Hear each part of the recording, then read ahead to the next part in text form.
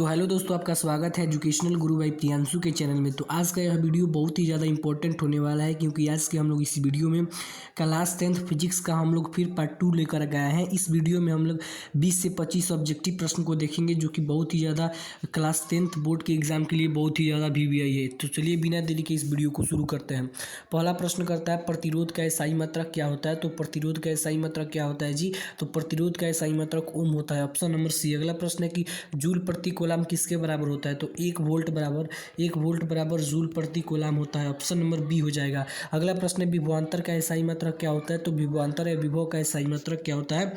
Volt होता है। अगला प्रश्न है, ज्योति तीव्रता का SI मात्रक क्या होता है। तो कैंडेला ज्योति तीव्रता का SI मात्रक क्या होता है? कैंडेला होता है।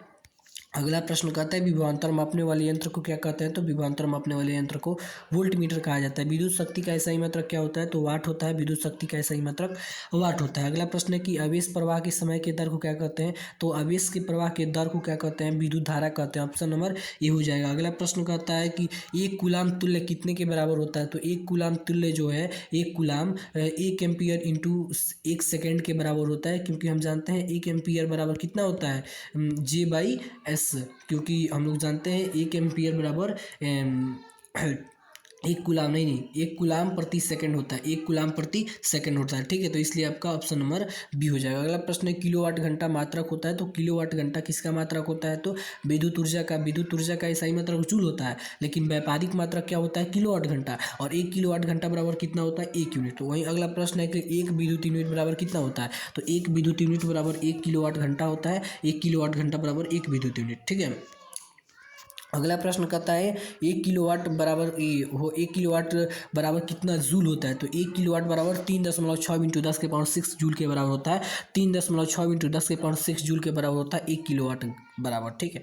1 जूल में कितने कैलोरी होता है। तो 1 जूल में 0.24 कैलोरी होता है। 1 जूल में 0.24 कैलोरी होता है। अगला प्रश्न है कि विद्युत बल्ब में फिलामेंट बना होता है। तो टंगस्टन के तार का फिलामेंट बना होता है। विद्युत बल्ब में फिलामेंट होता है, वो टंगस्टन के तार का बना होता है। अगला प्रश्न है, किलोवाट घंटा बराबर होता है। तो 1 किलोवाट घंटा बराबर 1 यूनिट, ऑप्शन नंबर ए हो जाएगा। अगला प्रश्न कहता है, 1 HP बराबर कितना होता है। तो 1 HP मतलब 1 अश्व शक्ति बराबर 746 वाट, ऑप्शन नंबर बी। अगला प्रश्न है कि वह उपकरण जो किसी विद्युत परिपथ में विद्युत धारा की उपस्थिति संसूचित करता है, मतलब विद्युत धारा के उपस्थिति को संसूचित करता है, उसे कहते हैं गैल्वेनोमीटर, ऑप्शन नंबर सी। अगला प्रश्न है, माइकल फैराडे थे एक प्रसिद्ध भौतिक शास्त्री, ऑप्शन नंबर बी हो जाएगा। अगला प्रश्न की ओर बढ़ते हैं। अगला प्रश्न कहता है कि एक प्रारूपी सौर सेल कितना विद्युत विभवांतर विकसित करता है। एगो प्रारूपी जो सौर सेल है वो 0.5 से 1 वोल्ट जो है विभवांतर को विकसित करता है। अगला प्रश्न, जब कुंडली की गति की दिशा चुंबकीय क्षेत्र के दिशा के लंबवत होता है तो कुंडली में उत्पन्न प्रेरित की धारा होती है। मतलब कि जब एगो कुंडली की गति की दिशा जो है चुंबकीय क्षेत्र के दिशा के लंबवत हो जाता है तो कुंडली में जो उत्पन्न प्रेरित धारा होती है वो कभी कम कभी अधिक होता है, ऑप्शन नंबर सी हो जाएगा, ठीक है। अगला प्रश्न आपका कहता है कि ऐसा विद्युत धारा जो समान काल अंतराल के बाद अपनी दिशा में परिवर्तन कर लेता है उसे क्या कहते हैं। मतलब ऐसा विद्युत धारा जो समान अंतराल के बाद अपना दिशा बदल लेता है उसे कहते हैं प्रत्यावर्ती धारा, ऑप्शन नंबर बी हो जाएगा। अगला प्रश्न है, भारत में उत्पादित प्रत्यावर्ती विद्युत धारा की आवृत्ति कितनी होती है। मतलब भारत में जो उत्पादित करते हैं प्रत्यावर्ती विद्युत धारा उसकी आवृत्ति कितनी होती है? 50 हर्ट्ज, ऑप्शन नंबर ए हो जाएगा। अगला प्रश्न है, विद्युत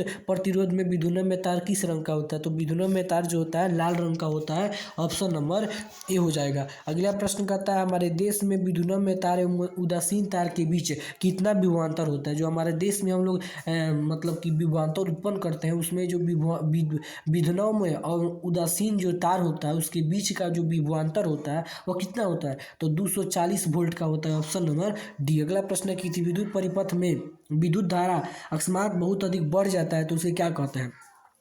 तो किसी विद्युत परिपथ में धारा का अकस्मात बहुत ही अधिक बढ़ जाता है उसी को क्या कहते हैं। तो उसको लघु पतन कहा जाता है, ऑप्शन नंबर डी हो जाएगा। अगला प्रश्न कहता है आपका कि जो विद्युत परिपथ में लघु पतन एवं अति भारण से बचाने के लिए हानि से सुरक्षा के लिए सबसे महत्वपूर्ण युक्ति कौन सा है। मतलब कि अति भारण और लघु पतन से बचाने के लिए हम लोग किसका प्रयोग करते हैं। तो फ्यूज का प्रयोग करते हैं, ऑप्शन नंबर बी। अगला प्रश्न कहता है, दिक् सूचक की सुई होती है। तो दिक् सूचक की जो सुई होती है वो किस किसकी होती है जी? तो क्षण चुंबक की होती है, ऑप्शन नंबर बी हो जाएगा। तो अगर आप लोग को हमारा वीडियो अच्छा लग रहा हो तो और वीडियो को ज़्यादा से लाइक और शेयर करें। और अगर आप लोग का दोस्त कोई भी है अगर क्लास 10th में इस साल बोर्ड का एग्ज़ाम देगा तो उसके पास हमारे वीडियो को ज़रूर शेयर कीजिएगा और हमारे चैनल से ज़रूर ज्वाइन हो जाइएगा, ठीक है।